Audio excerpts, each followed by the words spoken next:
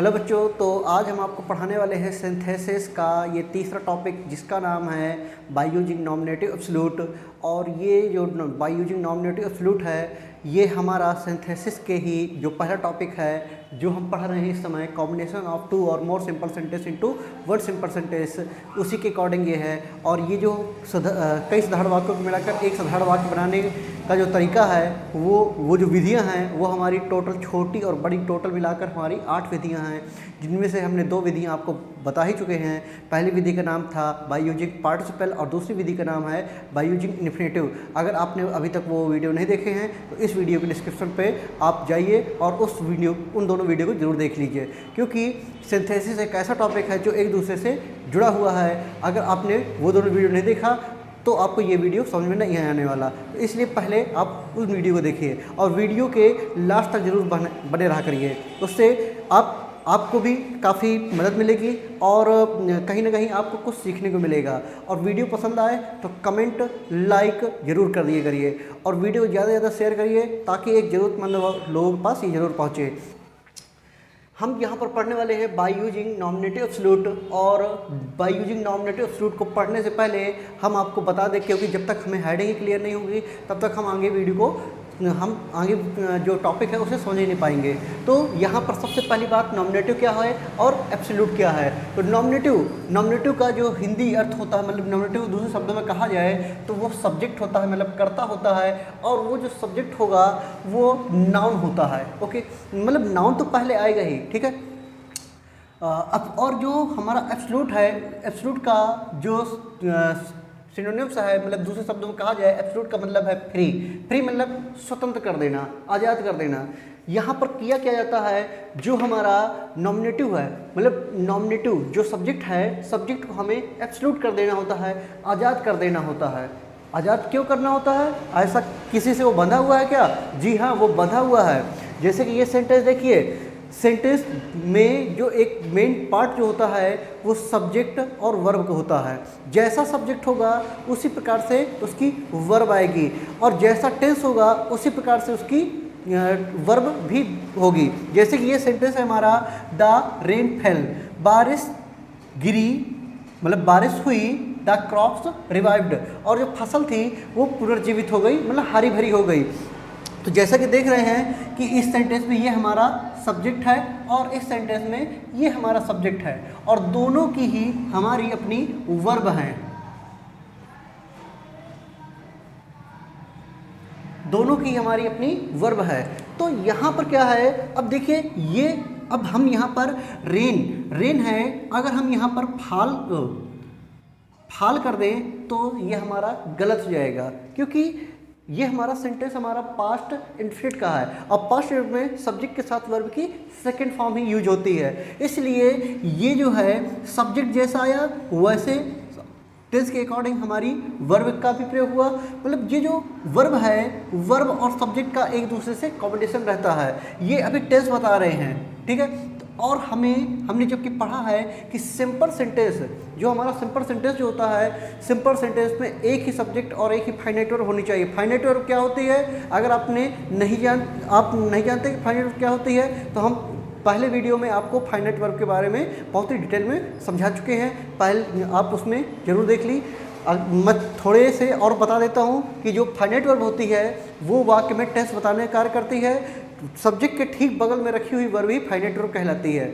ये वर्ब मतलब किसी भी टेंस, जैसे कि वाक्य हमारा कौन सा टेंस का है वो बताने का करती है। जैसे ये हमारा द रेन फेल, ये है हमारी फाइनाइट वर्ब, और इस टेंस में ये हमारी फाइनाइट वर्ब है। इसके बाद अगर एक ही वाक्य में दोबारा कोई वर्ब आ रही है तो वो फाइनाइट वर्ब नहीं, वो हमारी नॉन फाइनाइट वर्ब के ही रूप में आएगी, जब तक दूसरा वाक्य स्टार्ट ना हो जाए। यहाँ पर फुल स्टॉप लग गया था, दूसरा वाक्य स्टार्ट हो गया, तब फिर हमारी फाइनाइट वर्ब आई है। अगर इसी वाक्य में हमारी फाइनाइट वर्ब आती तो वो हमारी नॉन फाइनाइट वर्ब होती, ना कि फाइनाइट वर्ब होती। जैसे कि हम आपको बता दें, आई लाइक टू टीच, जैसे कि हमारी यहाँ पर ये भी हमारी वर्ब है और ये भी हमारी वर्ब है।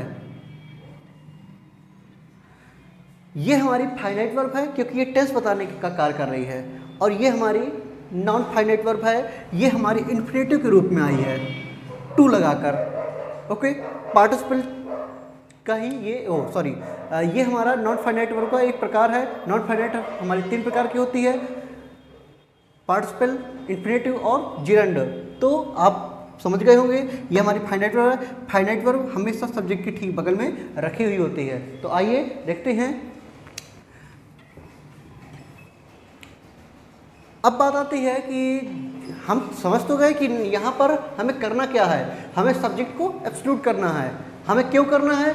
क्योंकि ये हमारा अभी 2 सिंपल सेंटेंस है, इन दोनों सिंपल सेंटेंस को मिलाकर हमें एक सिंपल सेंटेंस बनाना होता है। और सिंपल सेंटेंस में हमने पढ़ा है कि एक सब्जेक्ट एक ही फाइनाइट वर्ब होनी चाहिए। यहाँ पर 2 फाइनाइट वर्ब हैं, इसलिए हमें करना क्या है कि एक फाइनाइट वर्ब को हमें नॉन फाइनाइट में बदल देना है, ताकि जो हमारा जो सब्जेक्ट है वो उससे आज़ाद हो जाए, फ्री हो जाए। अभी क्या है, वर्ब ये हमारी टेंस बता रही है, तो ये अभी बंधा हुआ है। जब तक हमारी फाइनाइट वर्ब टेंस बताने का कार्य कर रही है तो सब्जेक्ट उससे बंधा हुआ होता है, वो आज़ाद नहीं रहता है। इसलिए हमें आज़ाद करने के लिए क्या करना होगा, हमें फाइनाइट वर्ब जो है, फाइनाइट वर्ब को हमें नॉन फाइनाइट में बदल देना होगा, तब हमारी जो सब्जेक्ट है वो हमारा आज़ाद हो जाएगा। अब कंडीशन हमें पता कैसे चलेगा कि क्या कंडीशन होगी, किस तरह हम जानेंगे कि हमें वाक्य में नॉमिनेटिव एब्सोल्यूट का ही प्रयोग करना है। तो आइए वो भी देख लेते हैं। तो देखिए आपके सामने ये कंडीशन है, हमें जिसको देखकर पता चल जाएगा कि इस वाक्यों में हमें नॉमिनेटिव एब्सोल्यूट का ही प्रयोग करना है। तो कंडीशन क्या कहती है, हमारे जो भी सेंटेंस आए हो उनके सब्जेक्ट वो सेम ना हो, सब्जेक्ट अलग अलग हो। ठीक है, फाइनाइट वर्ब दोनों की हो वो भी अलग अलग हो, और एक वाक्य में अगर रीजन हो तो दूसरे वाक्य में उसका रिजल्ट हो। यही सेम कंडीशन जो थी हमारी इन्फिनेटिव में थी, जो इसके पहले हमने बताया था। लेकिन उसमें क्या है, हमारा सब्जेक्ट सेम होना था। अगर सब्जेक्ट, हाँ एक कंडीशन और थी, सब्जेक्ट सेम नहीं होना था, लेकिन वहाँ पर वेरी का प्रयोग था, एडवर्ब टू लगाते थे, और या तो उसमें रीजन होगा या तो रिजल्ट अलग अलग होगा। यहाँ पर क्या है, रीजन रिजल्ट एक साथ, अगर पहले वाक्य में रीजन है दूसरे वाक्य में उसका रिजल्ट होगा, कारण और परिणाम देखा जाएगा, और सब्जेक्ट दोनों के अलग अलग होंगे। सब्जेक्ट जरूर चेक कर लीजिएगा, क्योंकि अगर सब्जेक्ट सेम हुए तो कहीं ना कहीं वो हमारा इन्फिनेटिव का बन सकता है। तो जैसा कि आपके सामने कंडीशन लिखी हुई है, कंडीशन क्या कहती है कि जितने भी वाक्य आए हुए हों, कम से कम 2 सेंटेंस आएंगे, 2 से अधिक भी सेंटेंस आए हों, जो भी सेंटेंस आए हों, उन सभी के सब्जेक्ट जो हैं वो अलग अलग होने चाहिए। फाइनाइट वर्ब जो है वो भी अलग अलग होनी चाहिए, और जो दोनों वाक्यों में ये जितने भी वाक्य आए हैं उन वाक्यों की वर्ब में रीजन रिजल्ट का भाव होना चाहिए। मतलब एक वाक्य में, पहले वाक्य में या किसी वाक्य में रीजन होना चाहिए तो दूसरे वाक्य में उसका रिजल्ट होना चाहिए, रीजन रिजल्ट होना चाहिए, मतलब कारण और परिणाम का भाव प्रकट होना चाहिए। तो अगर हमारी ये कंडीशन देखने को मिलती हैं तो हम उस सेंटेंस को हम नॉमिनेटिव एब्सोल्यूट का प्रयोग करके सिंपल सेंटेंस बना सकते हैं। लेकिन बनाएंगे तो किस प्रकार से बनाएंगे वो आपको यहाँ देखने को मिलेगा। ये क्या है कि अगर कोई ऐसा सेंटेंस है, मतलब जिसमें रीजन है, जिस वाक्य में रीजन है, रीजन वाले वाक्य में देखना है हमें कि रीजन वाले वाक्य में अगर हमारा जो वाक्य है, ये सारी की सारी जो हम कंडीशन करेंगे, जो भी बदलाव करेंगे हम रीजन वाले सेंटेंस में करेंगे। हमें रिजल्ट वाले सेंटेंस को हमें कोई भी टच नहीं करना। हम जो भी परिवर्तन करना है, हमें नॉमिनेटिव को, हमें सब्जेक्ट को एब्सोल्यूट करना है। हम नॉमिनेटिव को एब्सोल्यूट करेंगे तो किसके सेंटेंस के नॉमिनेटिव को एब्सोल्यूट करेंगे, क्योंकि हमारा सब्जेक्ट जो होगा वो तो दोनों ही सेंटेंस में होगा सब्जेक्ट हमारा। तो कौन से सेंटेंस के सब्जेक्ट को हमें आज़ाद करना है, एब्सोल्यूट करना है, तो हमें रीजन के, जिस वाक्य में हमारा रीजन दिखाई दे उसी सेंटेंस के सब्जेक्ट को ही हमें क्या कर देना है, एब्सोल्यूट कर देना है।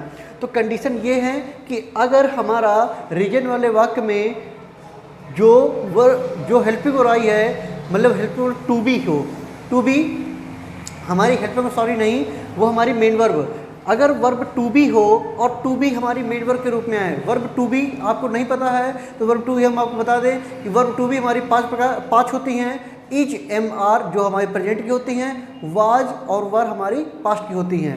तो अगर सेंटेंस में इज, एम, आर, वाज, वर ये मेन वर्ब के रूप में कार्य कर रही हो, मेन वर्ब आपको पता चलेगा कि मेन वर्ब के रूप में कार्य कर रही है या हेल्प वर्ब के रूप में। अगर हमारी इन वर्ब के बाद इज, एम, आर, वाज, वर के बाद में हमारी कोई एक्शन वर्ब ना आई हो, मतलब कार्य किया ना जा रहा हो, सब्जेक्ट के द्वारा उस कार्य को वाज वर्ब के बाद जो भी है वो कार्य किया जा रहा हो, उसकी केवल स्थिति दर्शाई गई हो, तो ऐसी कंडीशन में जो वर्ब बी होती हैं वो मेन वर्ब का कार्य करती हैं। एज, एम, आर, वाज, वर हमारी मेन वर्ब का कार्य करती हैं। अगर मेन वर्ब में हो तो हमें क्या करना है, सब्जेक्ट जो आया है उस रीजन वाले हिस्से का वो हमें सब्जेक्ट तो रखना ही है, लेकिन हमें जो हमारी वर्ब बी है उसे हमें बीइंग में बदल देना है। ओके, आगे क्या कहता है, अगर हमारा रीजन वाला जो सेंटेंस है एक्टिव वॉइस में हो तो हमें सब्जेक्ट तो रखना ही है, सब्जेक्ट के बाद में हैविंग और वर्ब की थर्ड फॉर्म में उसे बदल देना है। अगर वो पैसिव वॉइस में है तो सब्जेक्ट तो रखना ही है, हमें having plus B plus verb की थर्ड फॉर्म में बदल देना है। आपको कोई कन्फ्यूजन नहीं है, इसीलिए हमने और भी हम आपको सेंटेंस बनाकर दिखाएंगे। चलिए देखते हैं सेंटेंस। आपको ये कन्फ्यूजन है तो आप इससे और भी ज़्यादा क्लियर हो जाएंगे। तो जैसा कि देखते हैं कि his father died, he will support his family, इसमें ये कंडीशन लागू होती है क्या, तो हमारा एक ये सिंपल सेंटेंस है और एक सिंपल सेंटेंस हमारा ये है।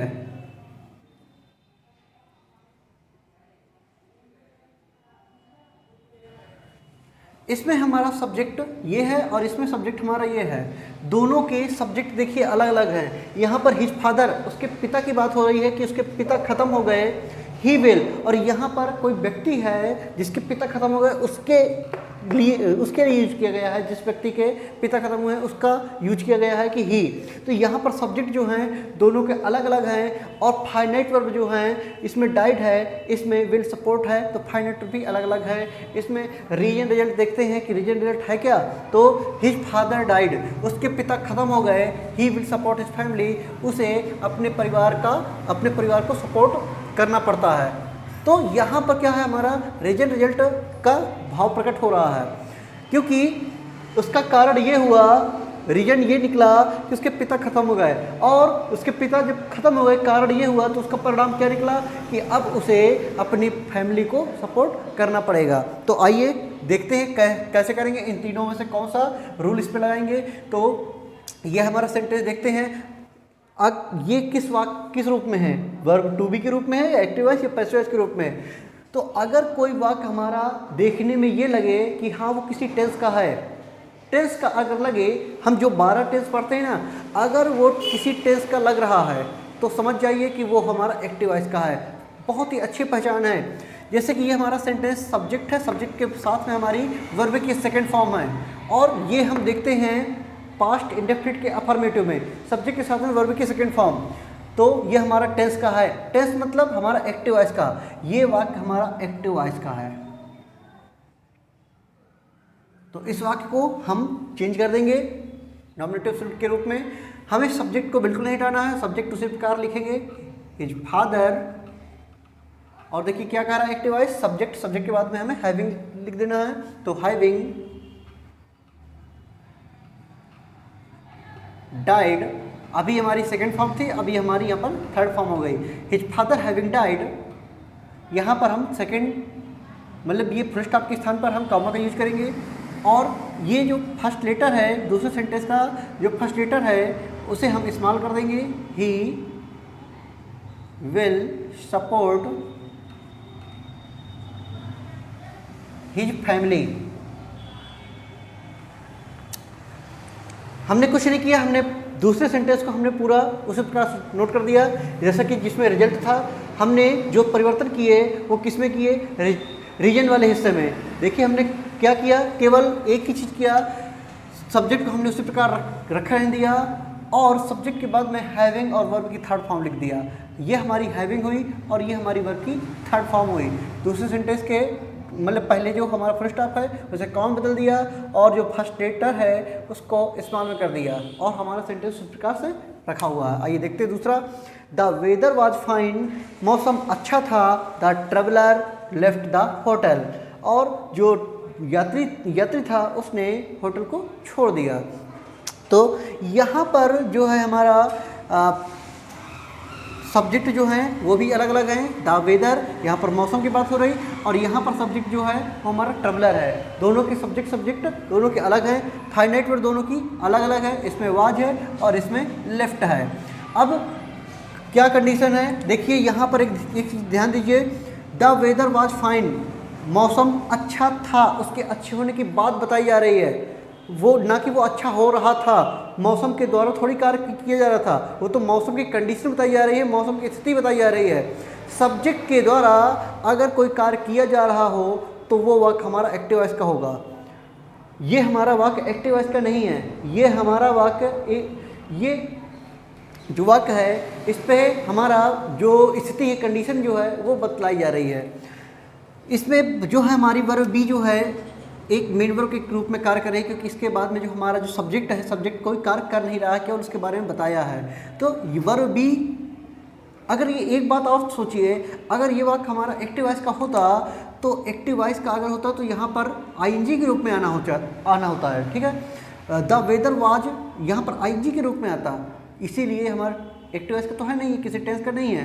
दूसरी बात, अगर ये पैसिव वॉइस का होता तो ये हमारी थर्ड फॉर्म के रूप में कोई वर्ब होती, तो इसलिए हमारा पैसिव वॉइस भी नहीं है। मात्र ये हमारी कंडीशन बता रहा है, और जो वाज है वो हमारी मेन वर्ब के रूप में यहाँ पर कार्य कर रहा है। ये हमारा condition, the weather was fine, मौसम अच्छा था, इसलिए हम यहाँ पर वर्ब टू बी।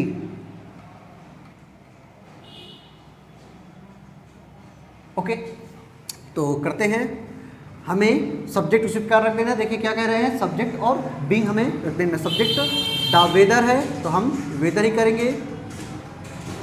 अच्छा, इसमें रिजल्ट इसमें भी देख लेते हैं, रिजल्ट है क्या। तो द वेदर, मौसम अच्छा था, ये हमारा रीजन हुआ, और उसका रिजल्ट क्या निकला कि जो मौसम अच्छा होने की वजह से जो यात्री था उसने होटल को छोड़ दिया।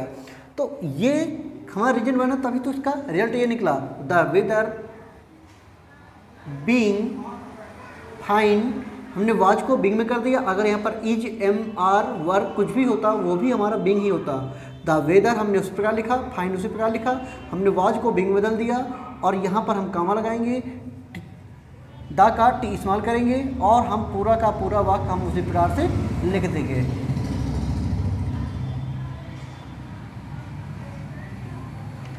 आइए नेक्स्ट देखते हैं, the signal was given, the train started. Signal दिया गया था, ट्रेन प्रारंभ हो गई थी। ओके, तो सिग्नल दिया गया था, ट्रेन प्रारंभ हो गई थी। सब्जेक्ट दोनों के अलग अलग हैं, इसमें सिग्नल की बात हो रही, इसमें ट्रेन की। यहाँ पर हमारी फाइनाइट वर्ब जो है वो भी हमारी अलग अलग है। अब देखते हैं ये वाक्य हमारा किस रूप में है। तो देखिए, ध्यान दीजिए कि वाज के बाद में हमारा गिव एक एक्शन वर्ब है। गिव इज देना। एक्शन वर्ब क्या होती है, एक ऐसी वर्ब जिसको करने में हमारे बॉडी का कोई भी हिस्सा जो है, कोई भी पार्ट जो है, किसी मतलब हलचल हो। ओके, हमारे हाथ पैर आँख कान किसी चीज़ में कहीं ना कहीं वो फिजिकली रूप से कहीं ना कहीं उसमें हलचल हो तो हमारी एक्शन वर्ब कहलाती है। गिवन, देने में हमारा क्या है, किसी को देंगे तो हमारे हाथ में हलचल होगी कि नहीं, तो ये हमारी एक्शन वर्ब है, और ये हमारी पैसिव वॉइस के रूप में टेंस है। The signal was given, was साथ में third form, give give given third form है, पैसिव वॉइस के रूप में है। तो हम इसे चलिए बनाते हैं, और इसका रीजन रिजल्ट है, जब सिग्नल दिया गया था तभी ट्रेन स्टार्ट हुई थी। रीजन हमारा ये है, तो हम करेंगे द सिग्नल, पैसिव वॉइस है, हमें हैविंग लगाना है, हैविंग बीन गिवन, ये हमारी थर्ड फॉर्म ही है, यही हमने रख दिया। कॉमा लगाया हमने, टी के स्थान पर इस्तेमाल कर दिया।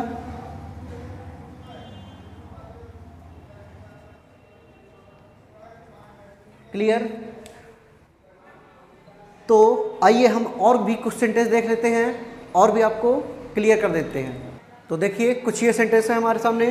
The police arrived, the thieves were disappointed.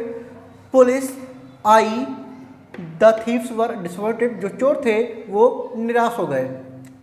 तो सेंटेंस जो है हमारा सब्जेक्ट दोनों के अलग अलग हैं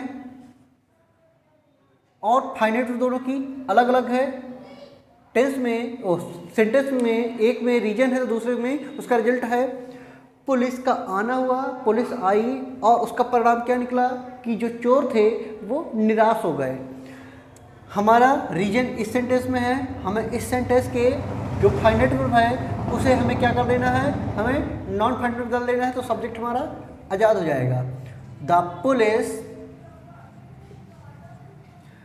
ये हमारा किस रूप में है, एक्टिव वॉइस के रूप में, क्योंकि ये हमारा टेंस का है। सब्जेक्ट के साथ वर्ब की second form, past indefinite tense है, सब्जेक्ट है, सब्जेक्ट के साथ वर्ब की सेकंड फॉर्म हमारा टेंस का है। टेंस का कोई भी वर्ब हमारा एक्टिव वॉइस कहलाएगा। The police having arrived the thieves were disappointed.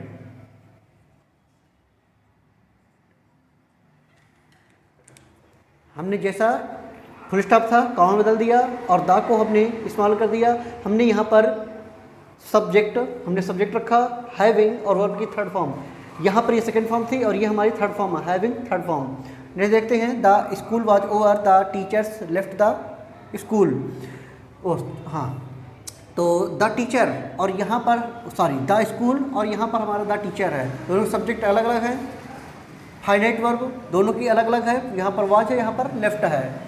और रीजन रिजल्ट है क्योंकि विद्यालय समाप्त हो गया था, ओवर मतलब समाप्त हो गया था, और उसका परिणाम क्या निकला कि जो अध्यापक लोग थे उन्होंने विद्यालय को छोड़ा, मतलब विद्यालय से गए। तो यहाँ पर हम करेंगे दैट स्कूल वाज, जो है स्कूल खुद कार्य नहीं कर रहा था, स्कूल की स्थिति दर्शाई गई कि स्कूल जो था वो समाप्त हो गया था। यहाँ पर कंडीशन बताई गई है, वाज जो है वो मेन वर्ब का कार्य कर रहा है, इसलिए हम यहाँ पर करेंगे the school being over the teachers left the school. Next है, the letter was given to Mukesh, पत्र मुकेश को दिया गया था। मुकेश वाज ग्लैड, मुकेश खुश हो गया था। तो यहाँ पर सब्जेक्ट अलग अलग, फाइनाइट दोनों की अलग अलग, और रीजन रिजल्ट है मुकेश को पत्र दिया गया था, उसका परिणाम ये हुआ कि मुकेश प्रसन्न हो गया। ये हमारा सेंटेंस जो है वाज के साथ में देखिए हमारी ये थर्ड फॉर्म है। हम करेंगे the letters having been given to Mukesh